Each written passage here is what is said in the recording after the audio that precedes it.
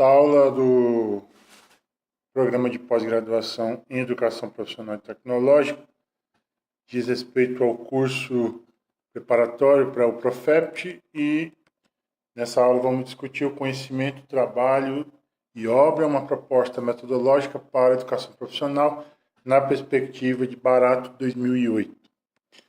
O objetivo da aula é discutir os conceitos de conhecimento, trabalho e obra na busca de uma proposta metodológica para a educação profissional à luz de Barato. Pontos para discussão na aula. Número 1, introdução. Número 2, armadilhas do par teoria e prática. Número 3, obra e sentido da atividade. Número 4, obra como referência metodológica em educação profissional. E ponto 5, para finalizar, uma conclusão, uma reflexão em torno desse artigo.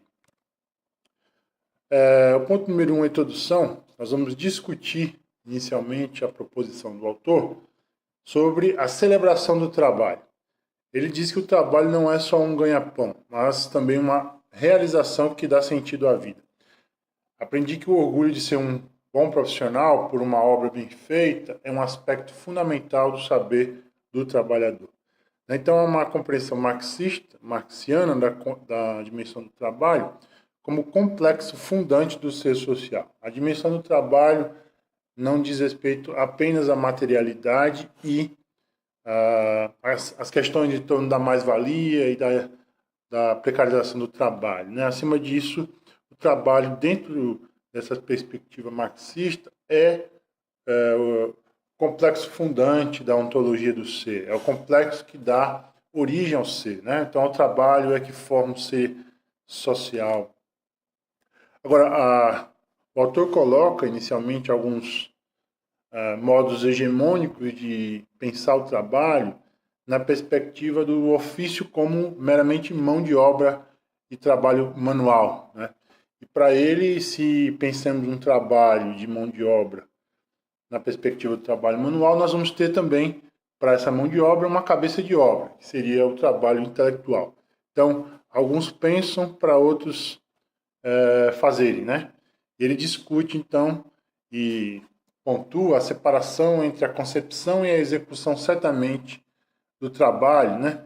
Essa separação entre a execução e a concepção priva o trabalhador de poder. Né? E essa dimensão teoria-prática, resultante dessa dicotomia execução-concepção, ele vai discutir mais à frente. Ele pontua, então, a possibilidade de reduzir as atividades produtivas a execuções sem inteligência exigiria, além do empobrecimento do conteúdo do trabalho, uma mão de obra geneticamente desprovida de capacidades intelectuais. Então, a concepção e a execução do trabalho, de forma a pensar essa dicotomia, essa cisão, apresenta uma mão de obra, né, de forma desprovida de capacidade intelectual. Né? A dimensão do pensar e do fazer estão separadas aí nessa concepção de trabalho. E aí ele traz, então, a perspectiva do Taylorismo, em que Taylor apresenta uma figura chamada Smith, e diz que Smith é visto e descrito por Taylor como uma máquina de carregar lingotes. Como possui certa inteligência, apesar de limitada, pode ser instruído verbalmente. Então, aquilo que cabe ao trabalhador, nessa perspectiva reducionista do trabalho, convém rotular apenas o trabalhador como um trabalhador braçal, como alguém desprovido de saberes. E o trabalho não seria, então, um campo de produção de saberes, mas um espaço de mera execução técnica reprodutiva. Esse é o ideal taylorista dos anos 70, já discutido amplamente na literatura, que impede o trabalhador no sentido de fazer o seu trabalho de acordo com a ideia, né? Essa dicotomia teoria-prática perpassa aqui essa reflexão. Aos operários será ensinada a melhor maneira de trabalhar. Os trabalhadores serão especializados. A complexidade do trabalho será adequada à aptidão dos trabalhadores. Então, essa reflexão de Barato, ele tem base em Claude Durand sobre esse ideal taylorista, né, que trabalha, então, a especialidade juntamente com o Fordismo. Então, lembrando que esse ideal taylorista está associado ao ideal fordista, em que no Taylorismo nós vamos ter, então, a inserção da questão do tempo, né, na linha de montagem proposta por Ford. Então, se eu tenho a separação, se eu tenho a departamentalização no Fordismo, eu vou ter o elemento da racionalização do tempo. Eu preciso fazer o máximo com o mínimo de tempo numa linha de montagem que é fragmentada, em que o trabalhador não tem a dimensão do todo, apenas da sua parte. Ele recorre então ao filme Tempos Modernos, que foi feito em 1936. Esse filme americano reflete bem o ideal taylorista, fordista, em que Charles Chaplin é o representante do trabalhador, né, braçal, que não pensa a sua ação no contexto da totalidade do trabalho. Sugiro a vocês que possam assistir, está disponível no YouTube, é só colocar lá Tempos Modernos, se você quiser assistir legendado em português ou assistir em inglês, né, a sua intenção melhor possível de fazer essa reflexão a partir do filme. Então, essa dimensão do Taylorismo e do Fordismo trazem, então, a ideia da especialização, a redução ao mais simples. Então, a totalidade dividida num que fazer de redução, de simplificação do todo. Isso traz consigo os processos de mecanização em torno, né, de uma contradição da necessidade do aprofundamento do saber. Além da especialização, vai aparecer a aptidão, e aí o autor traz Diane Ravitch, no livro que está disponível aí para vocês, qualquer consulta na fonte original. Sempre importante a gente perceber as citações que os autores fazem nos artigos e ver a fonte, né, a fonte original. Então, nessa perspectiva de Ravitch, ele traz a aptidão, a necessidade da aptidão dentro desse contexto da especialização, e aí os processos de educação vão entrar como um processo de aprendizado para uma especialidade desarticulada da totalidade da vida social, né? E como consequência a seleção profissional. Essa ideia de aptidão no contexto da escola nova vai proporcionar, então, a efervescência dessa discussão taylorista-fordista de especialização e de redução da atividade profissional em detrimento de uma complexidade da sociabilidade como um todo, né? O ser não é meramente um profissional que executa uma tarefa. O ser precisa ser constituído na sua totalidade, na dimensão das tramas sociais.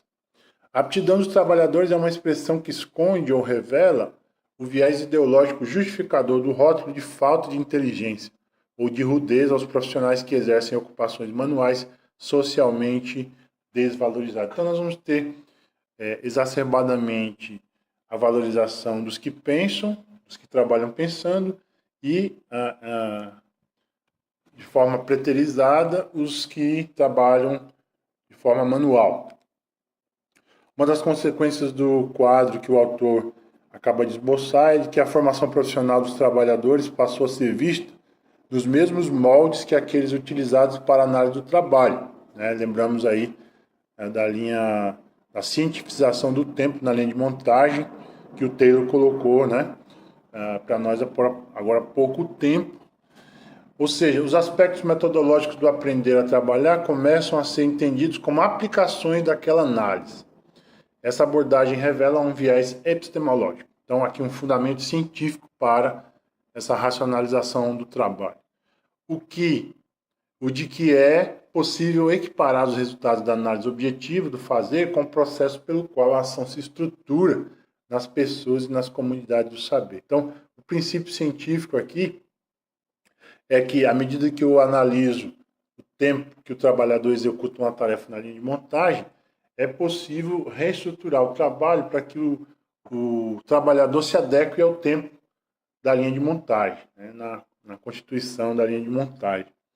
Então, aí um processo de estrangulamento social e isso vai trazer implicações seríssimas para a concepção de trabalho no sistema capitalista. O cientificismo taylorista propõe, então, uma formação de trabalhadores meramente técnicos para a execução de uma tarefa, né, desarticulada da reflexão teórica.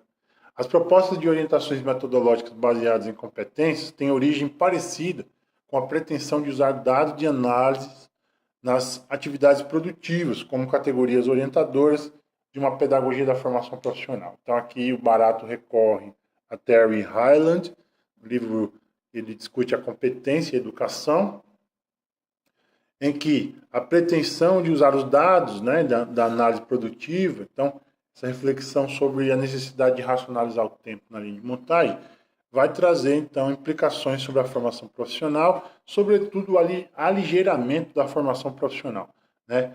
A ideia da departamentalização da formação, da dicotomização teoria-prática e o aspecto de reducionismo, então, dessa prática desarticulada ao tecido social de formação desse trabalhador. O autor ainda diz: não pretendo examinar o possível cientificismo das tendências e a orientação metodológica hegemônica hoje em nosso país. Não é essa a perspectiva do autor. Em vez disso, ele quer sugerir um outro caminho. Um caminho que busca enfrentar o desafio de descobrir no interior do próprio trabalho bases capazes de fundar uma metodologia de formação profissional. Aqui está centralizado do artigo. Então, essa reflexão em torno da concepção de conhecimento e de trabalho tem em vista, então, a partir da ideia de obra, constituir uma metodologia de formação profissional. Então, isso nos leva a pensar no aspecto da pedagogia, tá certo? Em superação a essa racionalização científica do trabalho, pensando no aspecto pedagógico dos saberes do trabalho. Então, a constituição do trabalho como a categoria fundante do ser e da formação e da possibilidade de a constituição de saberes. Aí ele vai discutir a dicotomia teoria-prática e o sentido da obra, né? Então, duas questões aqui para a gente pensar. Em primeira instância, no que diz respeito à dicotomia teoria-prática, ele vai pensar a matriz interpretativa do conhecimento, que insiste na dicotomia teoria-prática. Isso é uma base epistemológica, na verdade, da ciência que nós temos, né? Isso vai retroceder, nós vamos ver a Grécia Antiga, essa relação de separação entre os que pensam e os que fazem.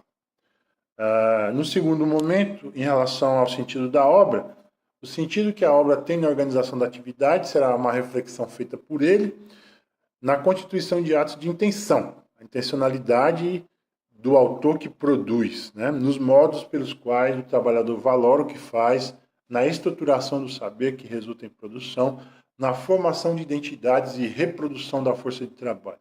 Então, um trabalhador, ao executar uma tarefa, várias questões estão envolvidas ali, como a intencionalidade, como a valoração, né? Como a constituição da identidade do ser no processo produtivo. E aí, então, ele aponta uma pedagogia inspirada pelo saber do trabalho, e eu diria, no trabalho também, para pensar uma metodologia de educação profissional. Isso é importantíssimo a gente pensar aqui, né? A centralidade do artigo está aqui. A proposição de uma pedagogia inspirada pelo saber do trabalho, com vistas a uma reflexão sobre a metodologia de uma possível educação profissional no país. Então, finalizando a introdução, entremos agora no item 2, as armadilhas do par teoria prática. Essas armadilhas, elas retrocedem à história da concepção de ciência, que discute uma distinção, né, e, ao mesmo tempo, uma subordinação na relação teoria-prática. Devemos lembrar, né, e aqui eu recorro ao Adolfo Sanches Vasquez, no livro Filosofia da Praxis, que ele diz que essa história de separar a teoria e prática retrocede à Grécia Antiga, quando na sociedade grega, os filósofos eram aqueles que pensavam e os escravos eram aqueles que faziam. Então, à medida que a história da ciência vai se desenvolvendo na Idade Antiga, na Idade Média, sobretudo na Idade Moderna, isso se intensifica, em que aqueles que pensam, eles são mais importantes do que aqueles que fazem. Então, por isso, esse quase endeusamento da teoria em detrimento da prática, né? Então, há aí uma distinção. Teoria prática e uma relação, né, de hierarquia, de subordinação. A prática é menos importante que a teoria. A teoria e prática no campo didático pedagógico vai ser uma consequência. Segundo ele, a teoria é verbo, explicação, discurso sistematizado. Qualquer experimentação, execução, manipulação está fora do jogo. Depois de bem assentada a teoria, supõe-se que os alunos estarão preparados para aplicá-la. E a aplicação constitui a prática, um fazer guiado pela teoria. Uma prática sem teorização prévia é um ato desprovido de inteligência. Em si mesmo, o fazer não é inteligente. Então, veja, a prática seria uma mera aplicação da teoria. São dois momentos estanques, né?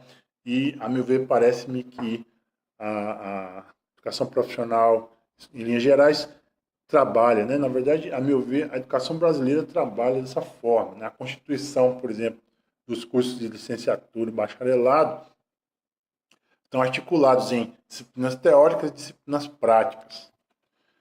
As raízes de tal dicotomia não são profundas, ou melhor, são profundas e baseadas numa tradição filosófica respeitável. É como eu disse, né, citando Vasquez, isso retrocede à Grécia Antiga. Nos falta terminologia adequada ao propor um novo modo de ver, né? E aí ele está ancorado em Mark Johnson, no livro The Meaning of the Body, A Aesthetic of Human Understanding. Então, o livro O Significado do Corpo, né? A estética humana e o entendimento aqui, entendimento da estética humana. Então, recorrendo a Mark Johnson, Barato diz que, a despeito de querer pensar uma outra lógica, né, uma lógica que tente articular a teoria prática, nos falta terminologia. Isso é uma barreira para a gente pensar, quem sabe, um outro caminho alternativo. Em todos os pares dicotômicos, né, as partes componentes são de natureza completamente diferente. E aí duas coisas ele discute nesses pares dicotômicos. Quais são eles? Né? Teoria prática, razão e emoção, todo parte, e assim por diante. Ciência, poesia. Então ele diz que há um fosso ontológico entre mente e corpo. Né? Isso baseado no Mark Johnson ainda. Existe a subordinação da segunda, tá certo? Sobre a primeira. Então o corpo, a prática e a habilidade submissos à mente, à teoria e à prática, já desde os gregos.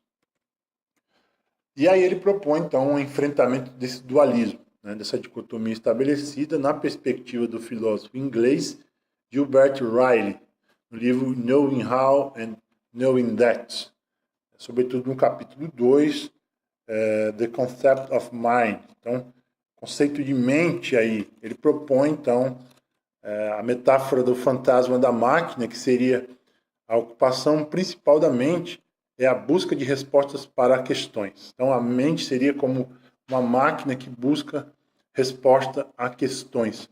Outras ocupações da mente são meramente aplicações das verdades, ou até mesmo desvios dessas. Nesse último caso, erros de execução são atribuídos à pobreza teórica. Então, se alguém falhou na prática, é porque esse dito cujo está lhe faltando teoria. Então, o fracasso na prática seria resultado da pobreza teórica. Ele propõe, então, aqui um arranjo em pensar o saber na perspectiva de Gilbert Ryle, de pensar o saber em duas vertentes. No saber como, que seria a questão da execução, né? O conceito de knowing how, ou saber que seria a explicação, o conceito de knowing that. Então, a constituição do saber seria o saber como, o aspecto da execução, e o saber que, o aspecto da explicação. A explicação na dimensão da teoria e a execução na dimensão da prática. Há uma dicotomia tensionada aqui, em que o corpo seria o instrumento mecânico e a mente o piloto alojado em um centro de controle. Então, a mente comanda o corpo. Não há uma relação de simbiose ou de articulação dialética, mas sim de determinação do maior sobre o menor. Seria, então, a determinação do corpo sobre a mente, essa dicotomia.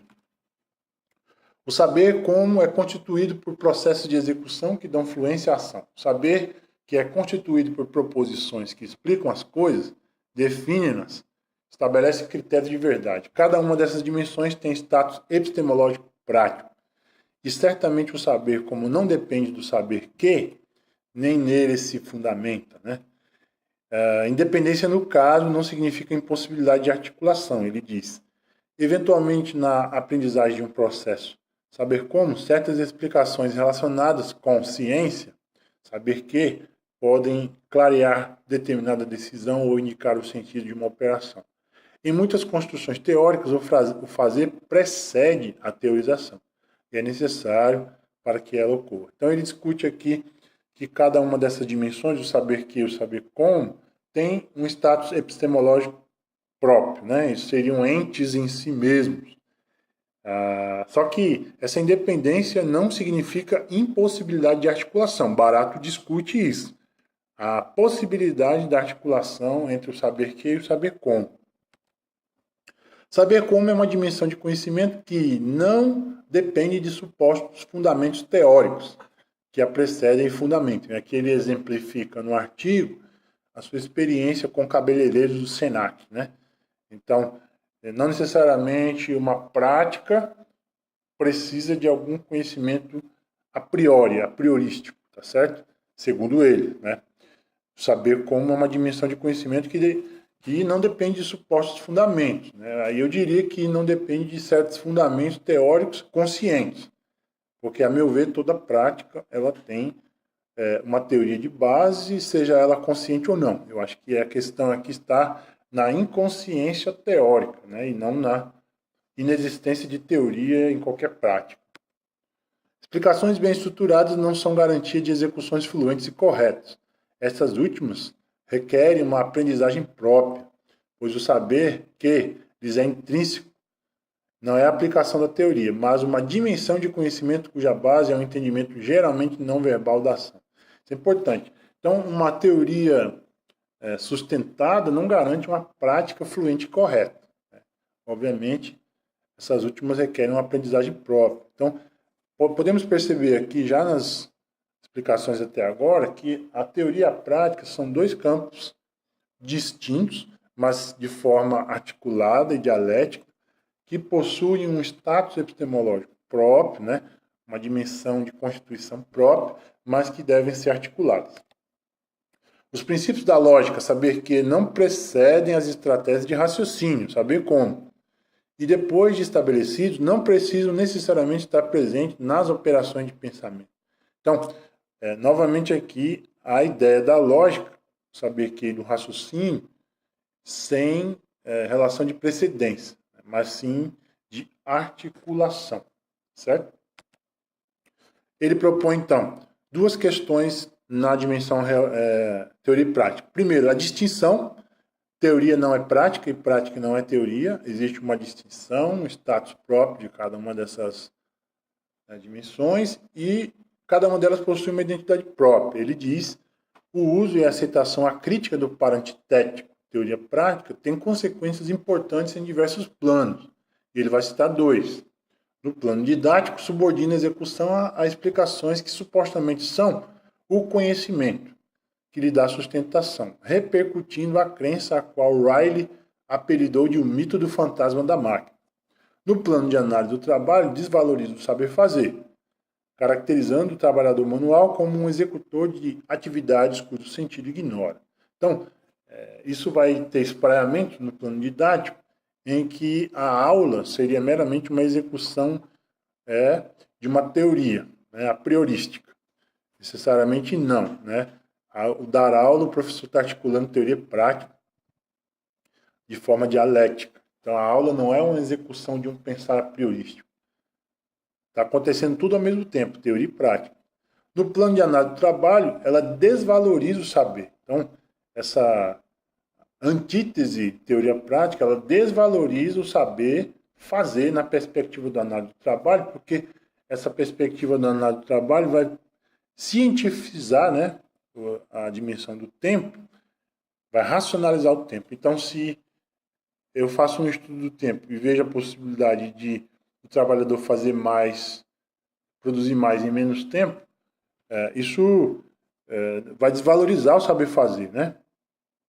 Caracterizando o trabalhador manual como executor. Então, ele não vai ter envolvimento aí no aspecto de reflexão das atividades e não vai ter a compreensão do sentido ali, certo? Daquele trabalho. E aí o autor propõe uma superação da dicotomia teoria-prática na educação profissional. E aí a categoria que ele vai elencar para essa análise de superação é a obra como princípio orientador. A obra orienta a produção de objetos no trabalho e de identidade de quem a faz. Então entramos agora no item 3, obra e sentido da atividade. Tá? Então é comum percebermos uma leitura marxista de que o produtor do trabalho ele experiencia uma alienação entre si e a sua obra. Né? Inclusive, nós compreendemos essa alienação do trabalho em relação à produção do trabalhador no tocante à mais-valia. Então, o que seria mais-valia? Seria o excesso de trabalho não executado pelo trabalhador, não pago pelo patrão. Né? E aí, quando nós pensamos dessa forma, percebemos que a obra feita pelo trabalhador descola-se de si mesmo. Então, não há um reconhecimento. Né? A própria empresa, o próprio patrão, não reconhece aquela obra como fruto de uma subjetividade, de uma identidade de quem a faz. Então, aí há esse descolamento entre o trabalho e a produção do trabalhador. Nesse contexto, a obra supõe um engajamento do trabalhador com o resultado do seu trabalho. E aí é o contrário, a proposição de Barato, porque ele quer um engajamento e não um descolamento do trabalho em relação ao trabalhador.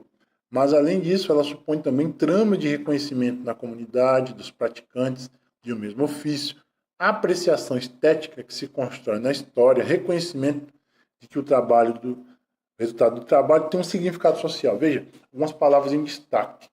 Tramas de reconhecimento na comunidade, apreciação estética e significado social. O trabalho, para além de uma execução técnica, ele tem uma trama de reconhecimento, né, na comunidade. Existe aí uma dimensão de reconhecimento da identidade, da subjetividade de quem produziu. Existe uma dimensão estética, do belo, no trabalho. Né? Todo trabalho, na perspectiva de Marx, seria a expressão de uma arte, a expressão da obra, da subjetividade do trabalhador. No sistema capitalista, isso não é possível, como Marx pensava. E, além disso, há um significado social. Existe uma finalidade, uma função social do trabalho que esse trabalho alienante rouba do próprio trabalhador. As consequências disso para a educação profissional geram confrontos significativos. Alunos que se comprometem com a beleza da obra na produção não conseguem ver conexões do que fazem com ideias de estética ou discurso sobre responsabilidade social, sobretudo quando apresentado no formato de disciplinas teóricas do currículo. Então, o aluno da educação profissional não consegue perceber a dimensão estética do seu fazer profissional, né? Sobretudo no que diz respeito às questões de responsabilidade social. Isso é uma coisa que ele nos ajuda a pensar para aproximar a dimensão estética da produção com a formação técnica do aluno futuro trabalhador. E aí ele traz, então, a discussão do saber baseado em competências com o saber baseado no trabalho. O saber baseado em competências propõe o individualismo e o abandono da trama social. Né? Além disso, a perda do sentido da obra. Então, a pedagogia das competências, ela desfoca a formação do trabalhador para o seu contexto de trabalho. Então, quem deve estar atualizado na verdade, não é o trabalhador que deve se perceber como sujeito, como ser, né, de informação, ser em processo de emancipação humana e social para produzir no trabalho. Na verdade, não é o sujeito quem se forma no trabalho, de forma a pensar a totalidade, mas é mas são as demandas de trabalho quem propõe as necessidades formativas daquele trabalhador. E daí a formação contínua ad infinito, né? Então, ninguém se forma hoje no século XXI. As demandas de trabalho, elas cada vez mais propõem um processo de formação contínua e infinita, né? Obviamente que o ser humano é um ser inacabado e incompleto, mas a questão é que o sistema capitalista determina, então, a necessidade produtiva e o trabalhador precisa se adequar, senão ele perde o seu emprego. Okay? Na dimensão de pensar um quadro explicativo do saber do trabalho, ele recorre à teoria da atividade aqui, né? E ele define a teoria da atividade como uma abordagem da experiência humana que leva em consideração a dinâmica das relações entre sujeito e objeto, diferente da pedagogia das competências, que traz a dicotomia sujeito-objeto, né? E aí ele recorre, então, a Captellini e Nard, de 2006, que define, então, a teoria da atividade como a unidade entre consciência e ação, entre produtos gerados por interações do indivíduo com pessoas e artefatos. Ok? E aí, então, para abrir um pouco mais o texto, quando a gente pensa em teoria da atividade, nós recorremos aos psicólogos russos, Vygotsky, Luria e Leontiev, né, que viveram século XIX e século XX, tá? Finalzinho do século XIX até os anos 80, aí, então. Vygotsky, Luria e Leontiev. A teoria da atividade é uma linha teórica e de pesquisa interdisciplinar proveniente da psicologia sócio-histórica e cultural russa. Então, a base da teoria da atividade é a psicologia sócio-cultural, né? Sócio-histórica e cultural, iniciado nos anos 20 e nos anos 30, por Vygotsky, Luria e Leontiev. Aprofundamentos para compreender esse artigo demandam, então, o entendimento do que é a teoria da atividade, né? Temos um esquema aí para você da teoria da atividade de modo geral. Cada autor desse tem a sua particularidade. Vygotsky pensa o conceito de mediação, depois Luria e Leontiev vão, a partir do conceito de mediação em Vygotsky, discutir a ideia de atividade, né? Temos outros autores também, como Davidov e outros, que discutem também a teoria da atividade. Mas compreendemos na literatura que a teoria da atividade é uma proposição inicialmente de Leontiev com base em Vygotsky, da psicologia sociocultural, que tem base marxista. Okay? Então, veja, temos aí um triângulo que apresenta alguns elementos fundamentais da teoria da atividade, como as regras, os artefatos, a divisão do trabalho, a comunidade, a população, o sujeito e o objeto, né? Cada vértice do triângulo propõe, então, uma dessas ações. O sujeito seria o indivíduo da espécie, no caso da educação profissional, o aluno. O objeto, o ambiente natural e artificial, onde o aluno vive e se constitui como sujeito. Os artefatos dizem respeito, então, a pensar a sobrevivência individual do sujeito, seria a dimensão do fazer sozinho, né? Pensando a questão das regras do sujeito da comunidade, seria a vida em sociedade, o viver junto. Pensando o objeto, a comunidade, a população e a divisão do trabalho, seria a sobrevivência coletiva, o fazer junto, tá? Fazer sozinho, sobrevivência individual, vida em sociedade, viver junto, e sobrevivência coletiva, o fazer junto. Na perspectiva de Barata, a teoria da atividade tem ênfase na intencionalidade humana. Pensa na assimetria entre pessoas e coisas, na importância do desenvolvimento, né? Por isso a psicologia histórico-cultural, desenvolvimento humano, a ideia de que a cultura e sociedade dão forma à atividade humana. Por isso, Barata diz que atividades são grávidas de intencionalidade, mesmo que esta última não seja explicitada pelos agentes humanos. Como nós falamos, toda prática é imbuída de uma teoria, seja ela consciente ou não, seja ela uma intencionalidade explícita ou implícita.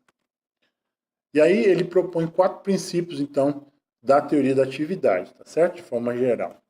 Primeiro, há uma unidade entre consciência e ação, entre produtos gerados por interações do indivíduo com pessoas e artefatos em contexto da vida cotidiana. Então, Consciência e ação são elementos de uma unidade, ok? Então, quem pensa e quem faz, na verdade, o pensar e o fazer devem ser articulados como um produto de um mesmo indivíduo.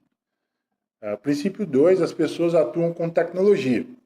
As tecnologias são duplamente planejadas e usadas no contexto onde há pessoas com intenções e desejos. Obviamente, entendemos tecnologia aqui, eu entendo tecnologia como uma extensão do próprio sujeito. Então, as pessoas atuam com elementos, recursos mediadores. Então, chamaria de tecnologia aí um elemento extensivo entre o corpo humano e a realidade, né? Por exemplo, numa pesquisa, um questionário, por exemplo, né? Poderia ser uma técnica de tocar o campo. Então, é nesse sentido de pensar a tecnologia como técnica de extensão do homem à natureza, certo? De mediação. 3. As pessoas atuam como sujeitos no mundo, construindo e concretizando suas intenções e desejos como objeto. Então, intenções e desejos estão aqui no processo de pensar a atividade. Né? Os sujeitos, na relação com o mundo, materializam suas intencionalidades, seus desejos, seus motivos. Então, não é meramente um trabalho técnico puro, existe subjetividade envolvida. Princípio 4. As atividades humanas dependem de certas configurações sociais e culturais. Óbvio, né? Não é uma dimensão individual. Os processos humanos dependem das realidades sociais e culturais. Isso é muito forte na teoria da atividade, é muito forte no marxismo, né? Aí, o conceito de obra, assim, não é apenas um produto que resulta de processo de produção.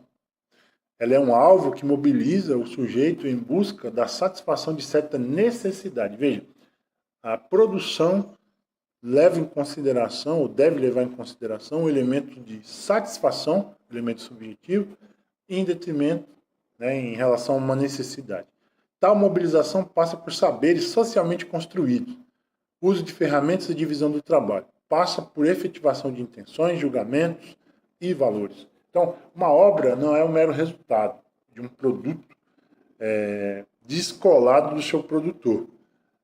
Na verdade, toda obra é resultado de uma satisfação a uma necessidade. Né? Isso é muito colocado aqui na teoria da atividade. E a mediação dessa construção dessa obra então, com base nas ferramentas, nos instrumentos utilizados e na divisão do trabalho. Tá? Para completar um resumo sobre a teoria da atividade, seria necessário examinar o papel das ferramentas, divisão do trabalho, componentes de uma atividade, etc. Mas essa não é a preocupação do autor, então fica para vocês aprofundarem, e aqui o artigo que nós utilizamos, a referência completa está no final, né, dessa aula, e você pode ler o artigo que pode aprofundar para você o conceito de teoria da atividade. Resta explorar ainda nesse item 3, mais uma possibilidade explicativa que pode nos ajudar a entender o sentido da obra, que é a grande categoria, que é o salto para pensar essa dimensão da educação profissional, para além da pedagogia das competências, e pensar uma educação profissional que mobilize a construção de saberes no trabalho e para o trabalho. Qual seria, então, a ideia de comunidades de prática, né? Conceito esse criado por Etienne Wenger, né? E aí ele vai recorrer, então, a Jean Leive e Etienne Wenger, ok? No livro Situated Learning, aprendizagem situada, Legitimate Peripheral Participation. Então, essa obra de Wenger e Leive tratam da aprendizagem situada, legitimada, então, pela participação periférica, ok? Leive e Wenger sugerem que a aprendizagem é uma dimensão da prática social. Essa definição confronta-se com o entendimento do aprender como internalização de saberes descobertos, transmitidos ou experienciados. Veja, aprender não é uma dimensão individual. Né? O contexto da aprendizagem é um contexto de dimensão da prática social. Na verdade, a educação é uma prática social. Nasce das demandas da sociedade e deve retornar a ela.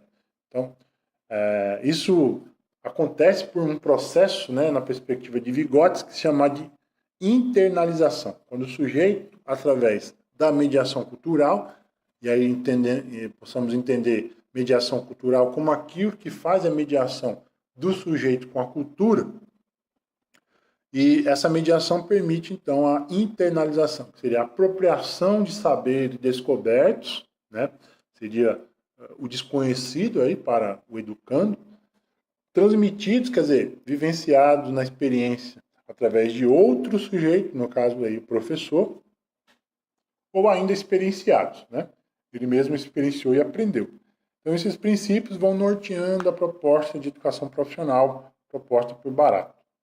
Depois de definir a aprendizagem como uma ocorrência social, como desenrolar de um saber socialmente distribuído, Levy e Wenger introduzem o conceito de participação periférica, legitimada para caracterizar os caminhos de saber que aprendizes vão percorrendo em comunidade prática. Então, há uma dimensão, há um saber social, né, central, mas os aprendizes vão assumindo uma participação periférica, ou seja, uma participação individual dentro do contexto social. Aí a relação individuação-socialização acontece, né? E aí ele propõe, então, alternativas à pedagogia das competências. O trabalhador, mesmo em situações em que o trabalho foi empobrecido e é controlado por analistas ou gestores distantes da execução, continua a identificar-se com o sentido da obra. Então, mesmo alienado do sentido da obra, o trabalhador tem em si o desejo, a motivação de se identificar com a sua obra, com a sua produção. A obra concretiza valores no âmbito estético e ético. Então, a dimensão aí da produção deve levar em consideração a estética, o belo, e a ética, o dever. Ela compromete o trabalhador com sentimentos de beleza e responsabilidade pelo resultado de seu trabalho. A celebração da obra é um ato social que envolve comunidade de prática e família do trabalhador. Veja a extensão desse trabalho. Veja a amplitude da compreensão do trabalho. Não é meramente a execução de uma função numa linha de montagem, descolada da realidade, dos desejos, dos motivos, das intencionalidades. A obra pode ser equiparada ao objeto da teoria da atividade, e como tal, ela é motivo que corresponde a alguma necessidade do trabalhador. Veja, a dimensão aqui novamente subjetiva da necessidade, né? O trabalho como um caminho de constituição do ser, de emancipação humana. Aqui. Na obra, concretiza-se os atos de intencionalidade que permeiam, né, a atividade do trabalhador. Então, a dimensão reflexiva e de intencionalidade é um caminho de superação. Demandas presentes na relação sujeito-objeto, na atividade, vão construindo socialmente os saberes necessários para a concretização da obra, né? Então, essas demandas, essas necessidades no contexto da relação sujeito-objeto, da atividade, vão norteando esse processo da concretização da obra do trabalhador. Aceito por uma comunidade de prática, o aprendiz, desde o início, participa da elaboração da obra, né? Isso é muito interessante, né? O sentido de pertencimento a uma comunidade de prática. Seja aqui um colegiado profissional, né? Um conselho de classe. Toda profissão tem essa comunidade de prática, né? Que precisa o seu, vamos dizer assim, o seu aluno, que está em aprendizagem da profissão, ser inserido nessa comunidade. Ele vai tendo, né, se apropriando aí desse ideal de pertencimento na constituição da elaboração da sua obra. O saber do trabalho vai se constituindo na medida em que execuções se concretizam nas relações sujeito-objeto. Tá? Essa constituição é fundamental porque o aluno vai aprendendo e constituindo saberes no trabalho e para o trabalho na relação sujeito-objeto. No âmbito da atividade, o conhecimento não se estrutura como pré-requisito para a execução. Ele se estrutura na medida em que a execução avança. Então, é processual, não é a priorístico, né? No âmbito da atividade. O conhecimento não é a priorístico, ele é processual, ele é progressivo à medida que o sujeito se insere na relação com a sua realidade. O item 4, a obra como referência metodológica em educação profissional. Ele vai fazer aqui uma discussão entre as visões orientadas por conhecimentos declarativos versus as possibilidades de mudanças radicais. Então, as visões orientadas por conhecimentos declarativos partem do princípio de que o conhecimento é uma construção individual de repertórios para serem aplicados de acordo com determinadas demandas. Mesmo a pedagogia das competências não escapa a desse script, né? Então, a prática seria uma aplicabilidade da teoria. Uma construção individual teórica me propõe, então, uma aplicabilidade prática daquele conhecimento. Mas isso é reducionista, né? Pensar esse conhecimento individual meramente aplicacionista. Porque existe uma totalidade, existe um tecido social, existe uma trama social envolvida no trabalhador que se faz gente através do trabalho, que produz sentidos e significados através do trabalho. Então ele propõe uma mudança radical, uma possibilidade da obra como princípio organizador das atividades de aprendizagem em programas de formação profissional. Aqui está a proposição de Barato. Qual seria o caminho para uma educação profissional no Brasil? Voltar-se para o conceito de obra como princípio organizador, como princípio norteador das práticas pedagógicas. E essa mudança radical de possibilidade tem um ponto de partida, que é uma tensão entre conhecimentos, competências e habilidades que o trabalhador precisa dominar e as obras valorizadas pelas comunidades de prática onde se desenvolve o trabalho profissional que se pretende formar. Em termos da teoria da atividade, tal proposta partiria do objeto da atividade, do motivo. Seria, então, a intencionalidade. Qual a intencionalidade do aluno ao entrar num programa de educação profissional? Seria meramente aprendizagem de uma técnica, de uma profissão específica, ou existe uma intencionalidade, existe um motivo que mobilizaria a sua formação e a execução de suas atividades naquele curso? Essa é uma indagação. Numa proposta como essa, de centralidade da obra, não cabem obras executadas apenas para efeitos pedagógicos, né? Então, não é meramente a escola isolada da sociedade, a profissão que está aprendendo. Desde o início, o aprendiz estaria comprometido com obras reconhecidamente profissionais. É a formação no trabalho e para o trabalho, né? Então, as mudanças que ele propõe são: as tradicionais turmas homogêneas seriam substituídas por equipes de trabalho, cujos participantes teriam diferentes níveis de domínio das técnicas e operações requeridas pelas obras. Então, essas turmas homogêneas de formação profissional seriam substituídas por equipes de trabalho, equipes que simulariam uma realidade, né, e trabalhariam em função de soluções para aquela realidade.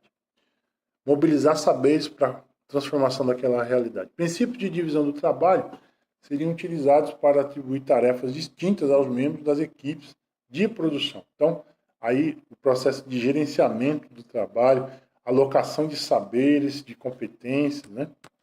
Os docentes atuariam como mestres, propondo obras, instruindo os participantes, avaliando resultados parciais e oferecendo orientações, executando, né, para efeitos demonstrativos parte do trabalho. Então, os professores seriam também parte desse processo de elaboração de soluções para situações de problema. E envolvidos nesse trabalho, eles estariam também avaliando os próprios alunos, né? E eles também estariam envolvidos em produzir parte daquela obra. Isso é interessante. Os participantes de todos os níveis negociariam, por meio da execução, significado dos saberes necessários ao alcance da obra. Então, veja a dimensão da gestão do conhecimento, essa gestão coletiva também, de mobilizar saberes para resoluções de problemas. As avaliações de aprendizagem aconteceriam como julgamentos de operações no processo e na apreciação da obra pronta. Tais julgamentos seriam efetuados tanto por aprendiz como pelo mestre. Veja, buscando soluções aqui para um nó da educação brasileira, que é a avaliação, né? Essa avaliação nossa que temos voltada meramente para uma avaliação somativa, de classificação, né? E ainda por cima dicotomizada, parcelada. Aqui o aluno seria avaliado nessa educação profissional pela sua obra como um todo, pelo produto de sua obra como um todo, de maneira processual e à medida a apreciar de forma estética e ética a sua produção naquela etapa, né, aquele ano Os cursos não teriam data de início e término. Isso nos parece, na educação brasileira, algo quase impossível, né? Tendo em vista uma LDB, por exemplo, né? A educação básica que propõe 200 dias letivos, 800 horas de aula. Então, difícil pensar isso com essa legislação. A qualificação ou habilitação dos alunos ocorreria de acordo com o domínio de processos necessários à produção das obras que integrariam o currículo. Então, na verdade, não seria do currículo para os educandos, seria dos educandos para o currículo. O que os alunos precisam, e aí a constituição do currículo seria a partir das necessidades dos alunos que ingressam numa formação profissional. E, por fim, para destacar aqui o desfecho do artigo, o item 5, para finalizar. Ele discute que os docentes que não têm ou não tinham qualquer formação pedagógica acabam ensinando também, né? Porque tem repertório da prática. E eles ensinam com a prática, mesmo às vezes com a prática, com uma teoria não consciente, eles acabam, por meio da prática, ensinando, né? Como ele cita o exemplo dos cabeleireiros do Senac. E eu encerro, então, a discussão desta aula, com base nesse texto, dizendo, né, que, segundo Paulo Freire, a educação profissional detém o maior dos poderes, o poder de transformar. É exatamente isso.